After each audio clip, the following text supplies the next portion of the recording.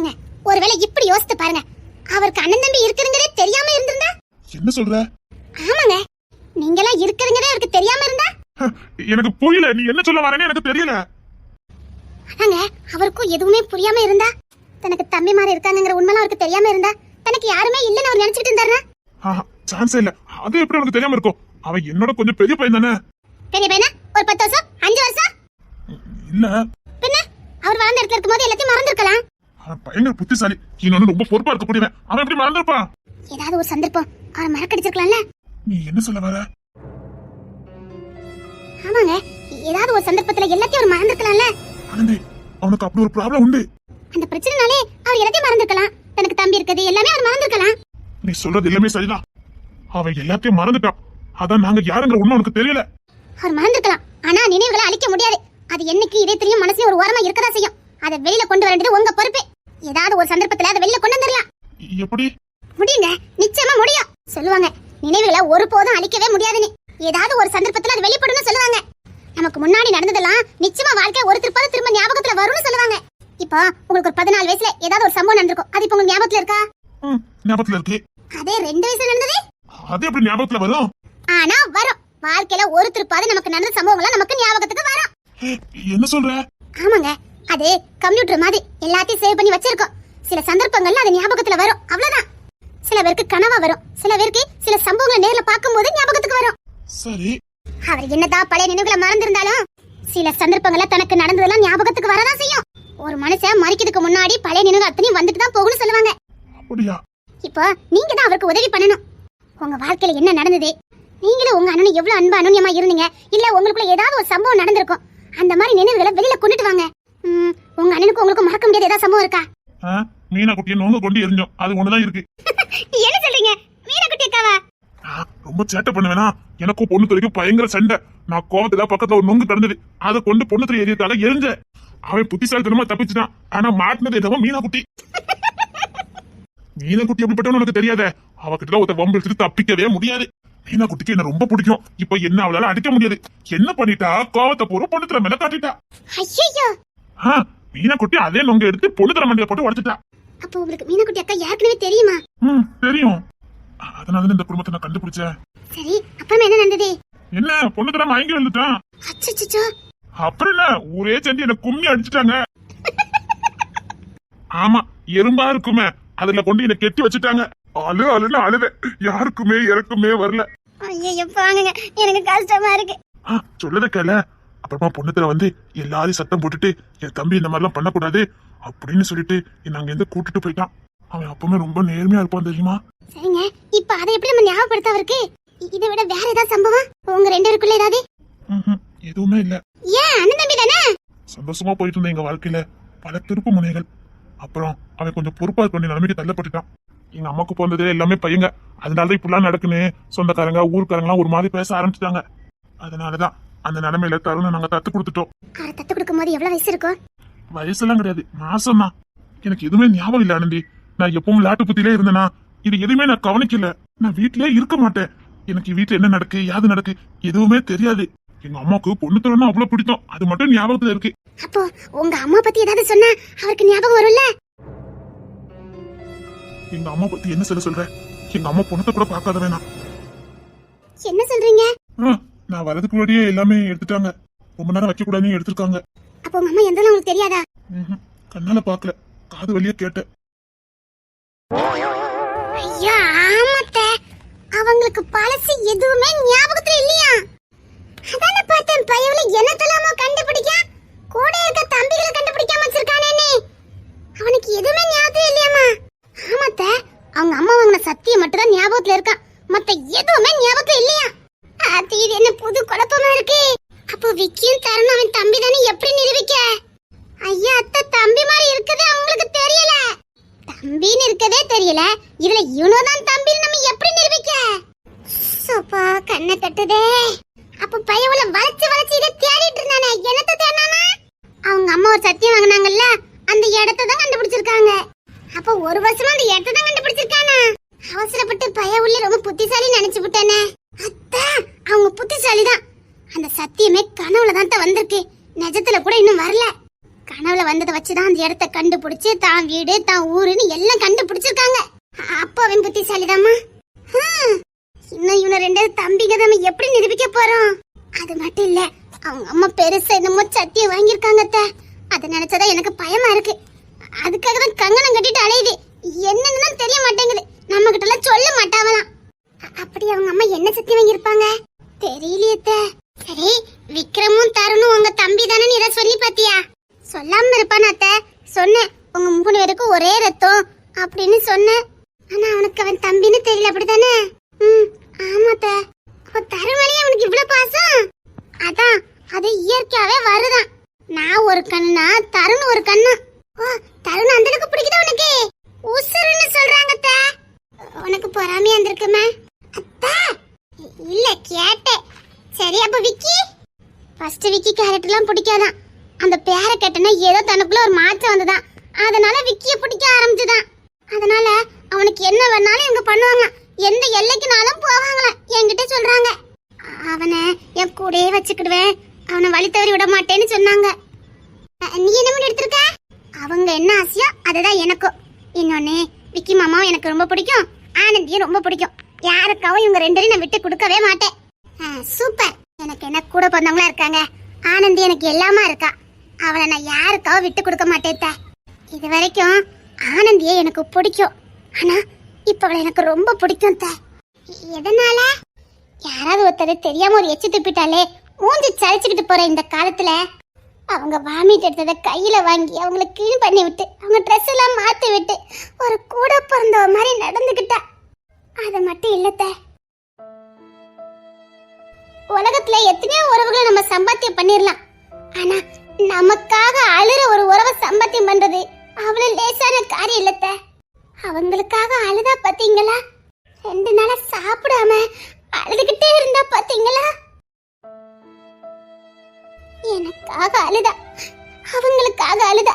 இப்பேற்பட்டவளை நான் இழக்க முடியுமா? முடிவு பண்ணிட்டேன். என் மரணம் வரைக்கும் அவ ஏன் கூட தான் இருப்பா. அவ எங்களை எப்படி பாத்துக்கிட்டாலோ அதே மாதிரி நான் அவளை பாத்துக்கிடுவேன். அவளை என் கண்ணுக்குள்ள வச்சு பாத்துக்கிடுவேன். இந்த ஒரு உறவு எனக்கு போதும்.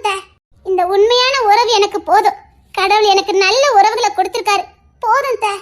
அம்மா ஸ்தானத்துக்கு நீங்களும், கூட பிறந்த ஸ்தானத்துக்கு ஆனந்தியும் கிடைச்சிட்டா. எனக்கு போதும். அப்ப ஆனந்தியை விட்டு கொடுத்துட மாட்டேன் சொல்லிட்டல. யார் தடுத்தாலும் இனி ஆனந்தி என் கூட தான் இருப்பா. அவ என் உசுரு. அப்ப அவளுக்காக என்ன வேணும் செய்யற? இப்ப என் உசுர கேட்டாலும் அவளுக்காக நான் கொடுப்பேன். என்ன, எங்களுக்காக அழுதால? எங்களுக்காக அழுதானா அவ எங்களை எந்த அளவுக்கு நேசிக்கிறான்னு அர்த்தம். உண்மைதான், உண்மைதான். சரி, இப்போ நீ, விக்கி, ஆனந்தி 4 பேரும் ஒன்னா இருந்துருவிய. தருணு, எங்களுக்குள்ள இருந்த ஒரு பந்தம் அது முடிஞ்சு போன பந்தம். அதை இப்ப நினைச்சு பார்க்கறதுனால ஒரு பிரயோஜனமும் இல்ல. இப்ப தருண் அவங்களோட தம்பி, அவ்வளவுதான். அவங்களுக்கு பிடிக்கும்னா எனக்கும் பிடிக்கும், அவ்வளவுதான். அண்ணன் தம்பி பாசத்துக்கு நான் என்னைக்கு குறுக்க இருக்கவே மாட்டேன். சத்தியமா? சத்தியம் பண்ண மாட்டேன். ஆனா உறுதியா சொல்லுவேன், அவங்க 2 பேரையும் நான் பிரிக்கவே மாட்டேன். நீங்க பிரிக்க வேண்டாம். ஒருவேளை தருணுக்கு வரவ பிச்சுக்கிட்டு கூட்டு போயிட்டானா அவ காலில் விழுந்தாது. அண்ணன் தம்பி 3 பேரையும் ஒன்னா வாழ வைப்பேன். அண்ணன் தம்பி 3 பேரையும் நான் ஒரு காலம் பிரிக்க மாட்டேன். இப்பதான் நீ பொறுப்பா மூத்த மருமக மாதிரி நடந்துக்கிட்ட. எல்லாம் ஆனந்துகிட்ட தான் கத்துக்கிட்டேன். அன்புனா பாசம்னா என்னன்னு அவகிட்ட நான் கத்துக்கிட்டேன். அது இருக்கட்டும், இப்ப நீ பொண்ணு தரக்கிட்ட இவ்வளவுதான் அண்ணன் தம்பி நீ எப்படி நிரூபிக்க போற? அதான் நீங்க இருக்கீங்களே. ஏன், எதுக்கு? உங்களால முடியும். உஸ்பெத்தி ரகக்கலை பண்றதே உங்களுக்கு எல்லாம் பொழப்பா போச்சுல. எங்களுக்கு உங்களை விட்டா யாருதான் இருக்கா? இந்த பாலாச்சி உனக்கு குடுடா. சரி, கொண்டா. நீ ஏதோ சாப்பிட்டியாடா? சாப்பிட்டேன்டா. செம்பலி அக்கா வீட்டுக்கு கூட்டு போய் சாப்பாடு கொடுத்தாங்க. சரி, இந்த பாலாச்சி உனக்கு குடி. நான் டூட்டிக்கு கிளம்புறேன்னா. இவனுக்கும் எனக்கும் என்ன சம்பந்தம்? இவனுக்கும் யார் ரத்தமா? எனக்கு யார் இவனுங்க மேல இவ்வளவு பாசம் வருது? இவனும் எனக்காக ரத்தத்தையே கொடுத்திருக்கானுவன். யார் இவனுங்க? எனக்கு ஒரே குழப்பமா இருக்கு. எனக்கு எதுவுமே ஞாபகம் இல்லையே. தம்பின்னு 2 பேர் இருக்கான்னு எனக்கு தெரியாத. ஆனா எதுக்காக நான் இவன மேல இவ்வளவு பாசமா இருந்தேன்? இப்போ தருணை பார்த்தா எனக்கு ஏதோ என் பிள்ளைய பார்த்த மாதிரியே தோணுதே. நீ இவன் கூட இரு, வேற எங்கேயும் போயிடாத. நான் டியூட்டி முடிஞ்சு நைட்டுக்கு வந்துடுறேன். இப்போ நைட்டு நீ வீட்டுக்கு போ. வேண்டாம் வேண்டாம், அங்கேயே வேலை பார்த்துட்டு இங்கே ரெஸ்ட் இல்லாம இருந்தா உடம்பு எடுத்துக்காவும். அதெல்லாம் ஒண்ணு வேண்டாம். நீ டூட்டி முடிஞ்சனா தூங்க போ. நான் இவன் கூட இருந்து பாத்துக்கிட்டேன். வேணாண்டா, உனக்கு ரெஸ்ட் இல்லாம போயிரும். நான் வந்த பிறகு நீ வீட்டுக்கு போயிரு. சொன்ன கல்தான், நீ வர வேண்டாம், நான் பாத்துக்கிட்டேன். ஏய், நீ சின்ன பையடா, தூங்காம எப்படி இருப்பா? அதெல்லாம் ஒண்ணு வேண்டாம். நான் சாயங்காலம் வந்ததே நீ வீட்டுக்கு கிளம்பிடணும். சொன்னா கேட்க மாட்டானா இவன்? இந்த இருக்கானே, இவனுக்கு உடம்பு சரியில்லாம போனதுக்கு நான் பாதி செத்துட்டேன். உனக்கு ஏதாவது ஆச்சு நான் முழுசா சாக வேண்டியதான். அதெல்லாம் எனக்கு ஒண்ணும் ஆகாது. நான் சொல்றது கேளு, இவங்கிட்டே இரு, வேற எங்கேயும் போயிடாத. நான் வந்ததுக்கு அப்புறம் வீட்டுக்கு போ. சரி சரி, எனக்கு பாலை கூட நான் கிளம்புறேன். சரி. ஏய் பொண்ணுற, நேரத்துக்கு சாப்பிடுன. பொண்ணுற, நான் டூட்டிக்கு கிளம்புறேன். நேரத்துக்கு சாப்பிட்டு ஓய்விடுன. சரி, நான் ஒன்று கேட்கணும். சரி, நான் சாயங்காலம் வரேன், வந்ததுக்கு அப்புறம் பேசிக்கலாம். சரி, உனக்கு எந்த ஊரு? சரிடா, சாயங்காலம் வந்து பேசிக்கலாம். நான் கிளம்புறேன். என்ன? சரி. எதுக்கு இவன் திடீர்னு ஊரை பத்தி கேட்டுட்டு இருக்கான்? என்னடா, என்னாச்சுடி? ஒண்ணு இல்லடா. இந்த இத குடி. சரி.